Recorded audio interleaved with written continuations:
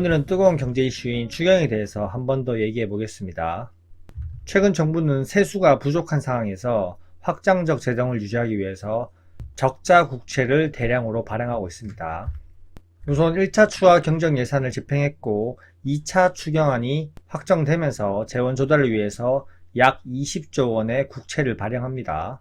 기사를 보시면 1차 추경과 2차 추경을 합치면 올해만 30조 원에 육박하는 적자 국채를 발행하게 되었다. 그러면 결국 국민 한 사람당 약 2,500만 원의 빚을 지게 되는 겁니다. 그리고 국가 채무 비율도 49%, 거의 50%에 도달하게 되었고요. 이렇게 늘어난 나라 빚은 국가 신용 문제와 직결되고요.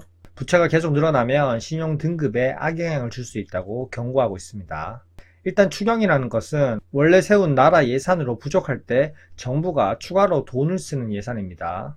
그러면 2차 추경은 왜 적자 국채라고 얘기할까요? 이번 2차 추경의 규모는 약 30조 원 규모인데 그 중에서 약 20조 원을 적자 국채를 발행해서 충당합니다.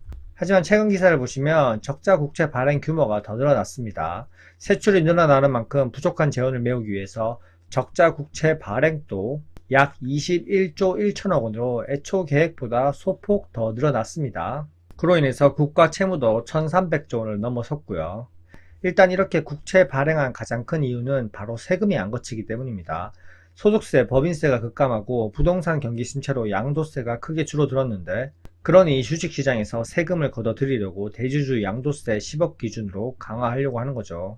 이렇게 많은 국채가 필요한 이유가 뭘까? 결국 부동산을 부양하기 위해서죠. 현재의 부동산, 내 자산, 내가 퇴직하기 전에 내가 현직에 있을 때 그리고 은퇴하고 나서도 부동산으로 잘 먹고 잘 살기 위해서 국채를 계속 발행하고 결국 이 부담은 내가 어차피 죽고 난 이후에 미래 세대에게 떠넘기는 겁니다. 렛츠고! 부동산 시장에서 세금을 걷지 않고 주식 시장에서 세금을 걷어들이려고 합니다. 양도소득세 기준을 둘러싼 논란이 거의 장기화될 전망이고요. 9월에 열리는 고위당정협의회에서 결론이 날 것으로 예상되었는데 당정 논의는 사실상 중단되면서 미뤄지고 있고요. 일각에서는 세법 개정안이 국회를 통과하는 연말에야 매듭이 지어질 것이다 이렇게 얘기하고 있는데 결국 다른 이슈로 덮으면서 시간 끌기 들어가는 거죠. 구윤철 기재부 장관은 송구하다는 말뿐이고요. 부동산 떠받들어야 하니 주식시장에서 개미들 등쳐먹고 세금 걷어야죠. 세력들 거 어차피 한 편이니까 정치자금 마련해야 되니까요. 물론 제 내피셜입니다. 그리고 정치권에서는 정말 100억 법안, 웃기지도 않는 맞불 작전으로 주장합니다. 정말 100억으로 하자는 게 아니라 그냥 이슈 몰이, 상대를 깎아내리기 위한 맞불 작전입니다. 어쨌든 정치 싸움을 떠나서 정말 대주주 기준이 10억이면 진짜 말이 안 되는 거죠. 이걸 부동산에 적용하면 10억 부동산 자산 가진 사람들은 모두 다 엄청난 세금을 내야 되는데 사실 그렇지 않죠. 부동산에서 세금 걷어들일 생각보다 부동산은 현상 유지를 위해서 힘쓰고 있습니다. 부동산 추가 대책이 나왔지만 보유세 강화 빠지고 공급에 역정을 두고 있습니다. 부동산에서는 세제 부분을 건드리지 않고요. 세제 강화하는 것이 부동산 가격 잡기가 어렵다는 그런 소리를 하고 있고요.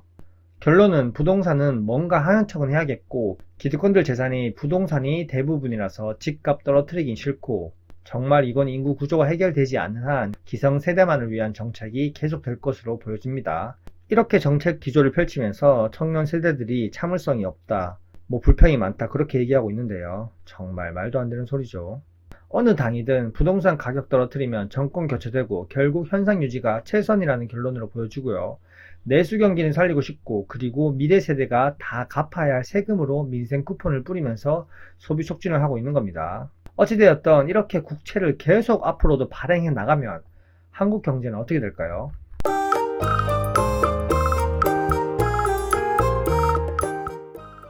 한국 10년물 국채 금리와 20년물 국채 금리가 최근 가파르게 다시 상승하고 있습니다.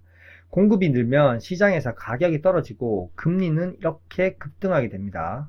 그로 인해서 시장 금리가 전반적으로 오르게 되겠죠. 그 여파로 대출 금리도 오를 가능성이 큽니다. 왜냐, 은행 대출 금리는 기준 금리와 그리고 가산 금리의 합인데요. 가산 금리에 국채 금리가 포함되는 개념이기 때문입니다. 자, 그러면 결국 대출 금리가 상승하게 되면 또다시 가계 부담이 증가하게 됩니다.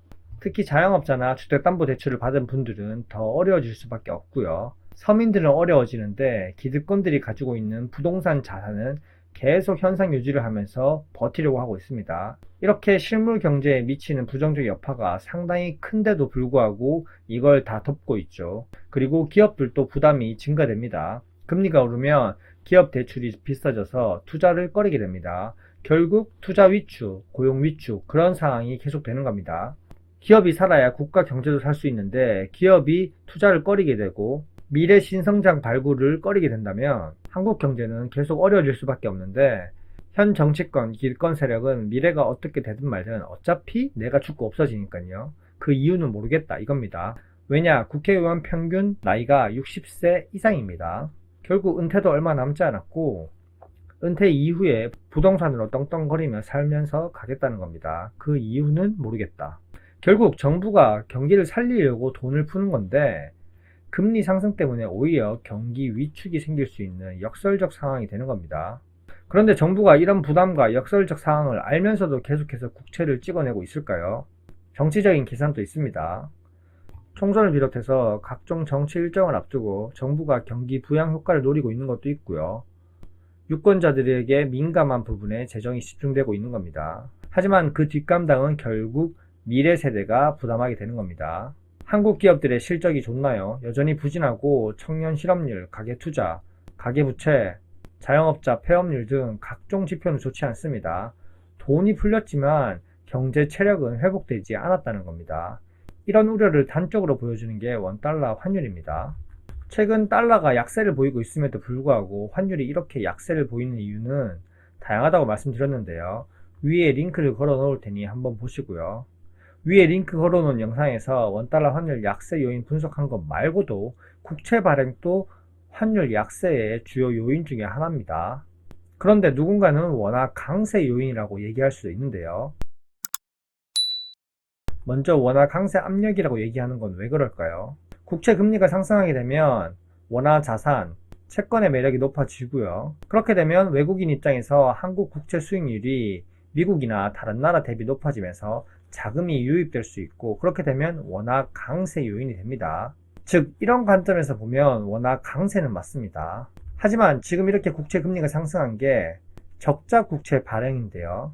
적자 국채를 발행하게 되면 정부의 재정 건전성을 악화시킵니다. 재정 지출이 확대되고 그에 따라서 국가 신용도 부담도 커지고요.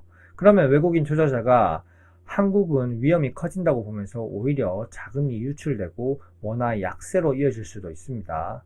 특히 대규모 국채 발행이 이어지고 있고 한국 금리 대비해서 미국 금리가 여전히 높기 때문에 상대적으로 금리 매력은 약해질 수밖에 없고요. 단기적으로는 국채금리 상승이 외국인 자금 유입을 자극해서 원화 강세 요인이 되지만 사실상 한국 경제의 현재 상황으로 보면 재정 지출 확대, 그리고 신용도 부담, 그리고 한국 기준금리가 미국 기준금리보다 계속 낮은 상황을 몇 년째 유지하고 있기 때문에 원화 약세 압력이 더 커진다고 볼 수 있습니다. 또한 추후에 만기가 돌아오면 정부가 또다시 국채를 발행해서 충당하겠지만 만약에 그게 어떤 사건으로 인해서 어려워질 경우에는 한국의 신용등급이 흔들릴 수 있고요. 그렇게 신용등급이 만약에 흔들리면 외화 조달 비용이 증가하고 원화 약세와 자본 유출 가능성까지 더 커지게 되는 겁니다. 경제가 좋을 때는 원화 강세 압력이 커지겠지만 그게 아니라는 겁니다. 지금의 단순한 국채 남발이 아니라 한국 경제의 기초 체력을 위협하는 구조적 문제가 될 수도 있습니다. 많은 경제 전문가들이 지금이 파티처럼 보이지만 사실상 거품이 쌓이는 버블버블한 시장이라고 얘기하고 있습니다. 당장 눈앞에 확장적 재정 정책으로 인해서 경제가 단기적으로 부양 효과를 보이니 거기에만 치중하게 되고 민간의 경제 자생력은 계속 잃어가게 됩니다. 정치에 의존하게 되고 계속 색깔론에만 집중하게 되는 겁니다. 그렇기 때문에 언론에서도 계속 정치 싸움 그리고 말꼬리 잡기 이런 것만 부각시키는 거고요. 정치 싸움으로 국민들에게 스트레스를 주고 나서 마치 내가 살기 힘들 것 같을 때 이런 민간 정책으로 인해서 계속 인공호흡기를 달아주게 되니까 그런 쪽에만 집중하게 되고 싸움만 계속 부추기게 되는 겁니다. 유동성을 푸는 게 정말 만능이 아닙니다. 돈을 얼마나 푸느냐 이것보다 그 돈이 어떻게 쓰이고 있느냐 그것을 지금 생각해 봐야 됩니다. 유동성만 계속 풀어서 성장하는 방식은 지속 성장 가능 방식이 아닙니다. 한국 제조업 기업들도 계속 외국으로 빠져나가고 있고 한국으로 예전처럼 달러가 유입되지도 않습니다. 분명한 건 현재의 정부 돈풀기로 인한 부담은 결국 미래 세대의 몫이라는 겁니다.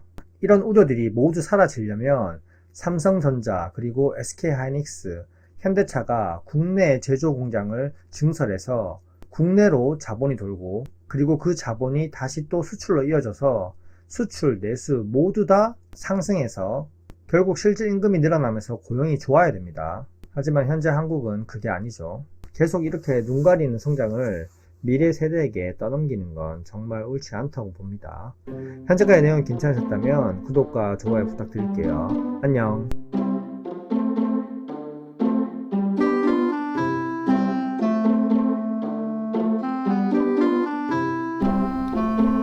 Why